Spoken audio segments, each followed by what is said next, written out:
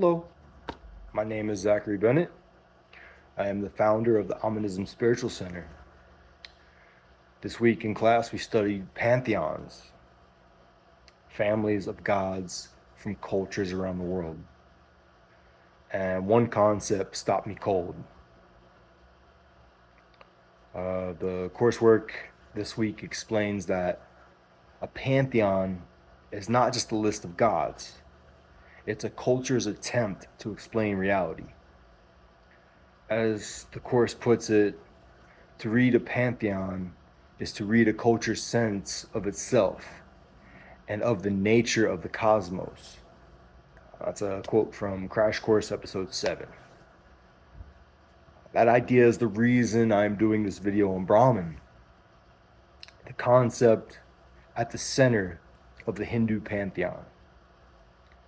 Because Brahman does not just explain Hindu culture, it explains Omnism, explains everything I've been doing. Cultural overview: Hinduism is one of the oldest living religious traditions on earth. The course materials place its origins in the Vedic era at approximately 1500 to 300 BCE. It's rooted in the Indus Valley civilization of what is now India and Pakistan. That's from the Pantheons reading, Hindu Pantheon section. Unlike many religious traditions, it did not end. It's still ongoing. Over 1 billion people worldwide carry it today. 3 historical developments are essential to understanding Brahman specifically. First, the composition of the Vedas. Around 1500 BCE, these were not commandments delivered from outside. They were truths heard inward by sages who went still enough to listen. That origin matters because it means the Hindu tradition located sacred authority inside human experience from the very beginning. Second, the Ushandic era, approximately 800 to 200 BCE, when Brahman, as a philosophical concept, was fully developed. This is when Hindu thinkers moved beyond ritual religion into pure metaphysics. The course materials describe Brahman from this period as the all-encompassing essence of reality. Not a personal god, but a pervading presence through all universes and all times. That's from the Crash Course Indian Pantheons, Episode 8, approximately 4 minutes and 13 seconds. Third, the rise of Trimiti, the 3-part expression of Brahman through Brahma, the creator, Vishnu, the preserver, and Shiva, the destroyer. The course identifies this as a central structure to the Hindu pantheon. Pantheons reading Hindu Pantheon section. It's the quote. Together, these 3 represent the complete cycle of existence: creation, maintenance, and dissolution. The cycle always returns to itself. Character view of the Brahman. Brahman is not a god with a face. The course materials are precise on this point. Brahman is not really a discrete god, but a kind of absolute truth, a pervading presence through all universes and times, and also outside universes and time. Pantheons reading Hindu Pantheon section.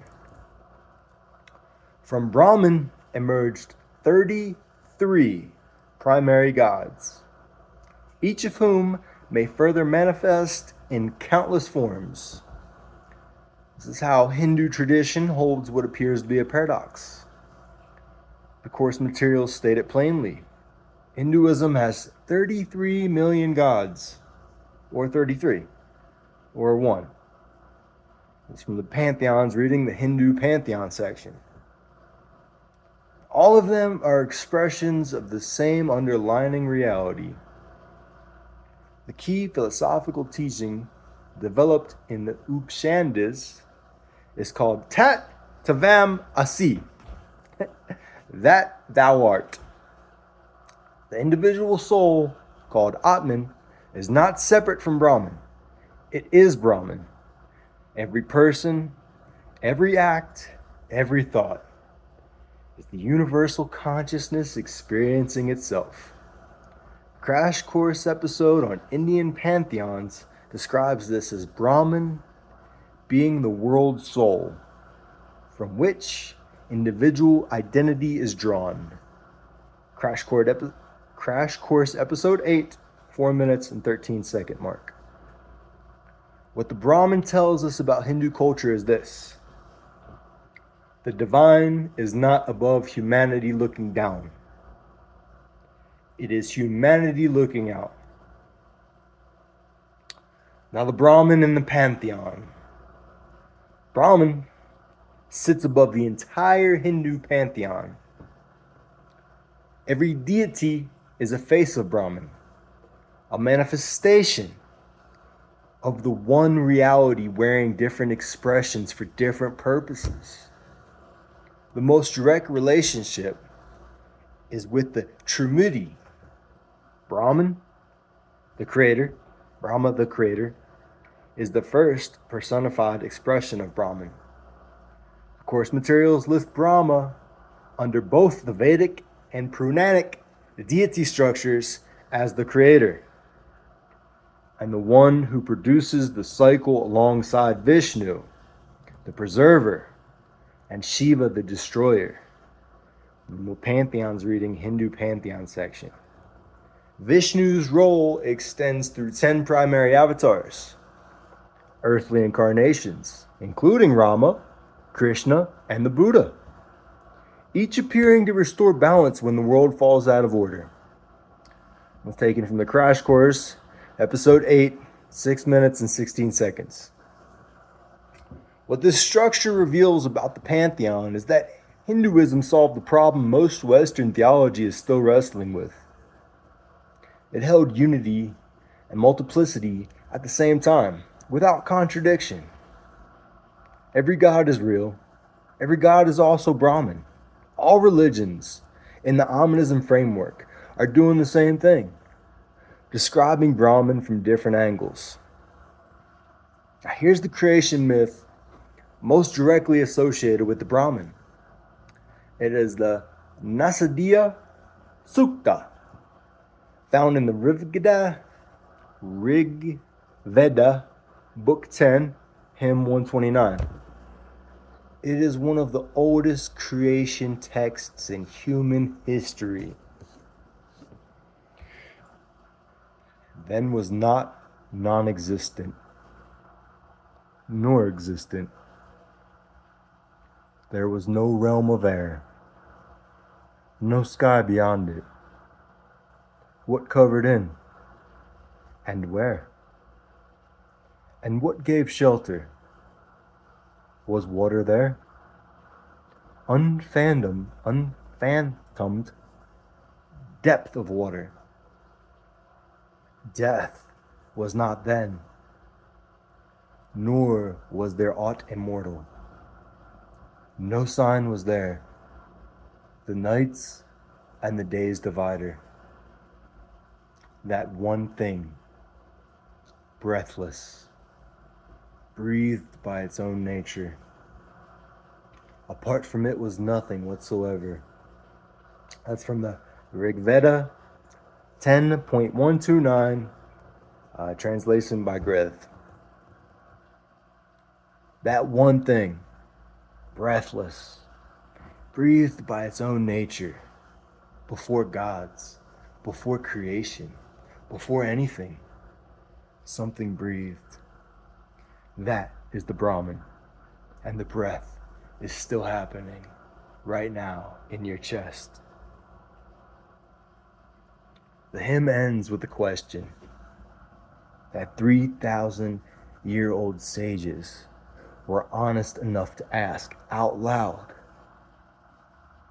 Who really knows where existence came from? Even the gods do not know. They came after. And so the Vedic tradition pointed inward for the answer. That is the most honest creation story ever written. And it's the foundation of Omnism. The course material defines a pantheon as a culture's attempt to make sense of existence. It's from Crash Course Episode 7, approximately the 1 minute and 29 second mark. Brahman is the Hindu answer to that attempt, and it matches the Omnism answer exactly. Energy cannot be created or destroyed. The same energy present at the beginning of the universe is present behind your eyes right now. You're not separate from it. You are it, as Alan Watts said. The Omnism Spiritual Center exists to remind people of that. Brahman is the 3,000-year-old name for what I have been teaching. The course reading notes that Hindu gods are described as anthropomorphic, wearing human characteristics to make the divine accessible. It's from the Pantheon's readings terms section. But Brahman itself is beyond form. It is the energy beneath the form. That is the Omnism teaching. Strip away the form. What remains is the truth. All traditions are pointing at.